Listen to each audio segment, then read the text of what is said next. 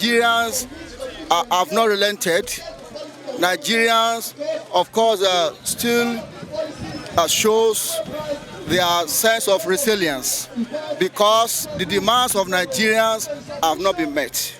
We have attempted this before now. The paramount of them, of course, is the unaffordable food items, hunger.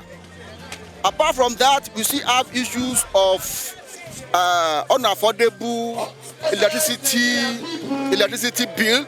That at this point in time, when there is hunger in the land, when there is economic hardship, when there is no money, of course, the electricity tariff was still increased.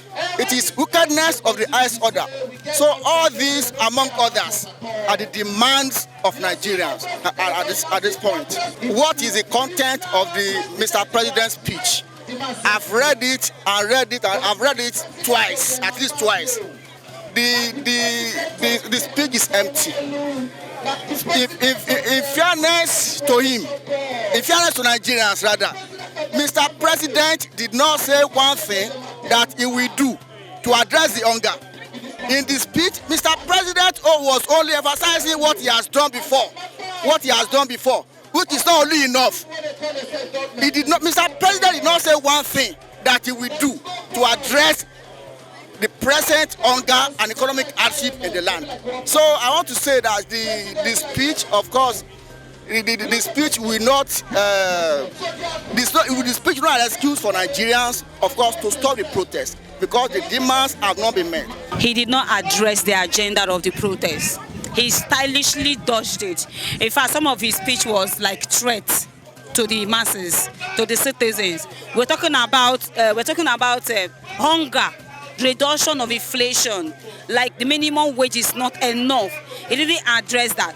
Also, what about the fuel? It took him just 1 second to say subsidy is gone, and we are asking him to return the subsidy back because it is affecting the life of everyone, whether you are rich, you are poor in Nigeria. There is serious hardship in Nigeria. He didn't even address it. He also did not address the cost of food and why the cost of food, what they are going to do. So if you want to address something, it should be a measure. You tell us, okay, so time we are going to do so. So there was, in fact, whatever he said yesterday, that was not a speech. And aside that, it wasn't supposed to be like a recording. It would have been a live conversation where the citizens will have time to ask him questions. He will respond back to them. Not recording a speech, come and talk, and he expects us to just go and sit down. It's not done. Our demands are not met, so that's why we are still here.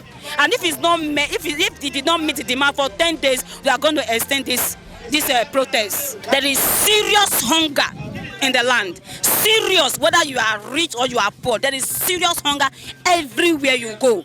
Nobody that is not feeling this hunger. And how is he going to reduce the hunger? Is to make sure that there is reduction of cost of food.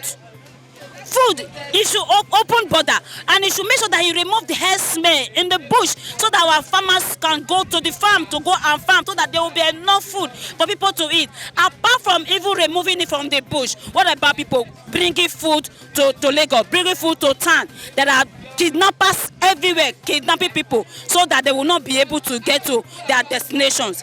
Those are part of this, like fuel. The fuel subsidy, in fact, fuel is about 850 naira now. How much did he miss the fuel? If you can bring it back to the amount he missed the fuel, I believe from there we'll begin to see how we can manage the economy. Then there are other things like judicial and electoral reform. Those are the major issues that we are facing in Nigeria. As a citizen, we don't have the freedom of speech. We cannot protest. You can imagine in Kano and other parts of Nigeria that police are beating and killing people, and there's nobody, there's no judiciary. We don't even have voice in our country, in our own country that we belong to. So those are part of the demands that we are asking.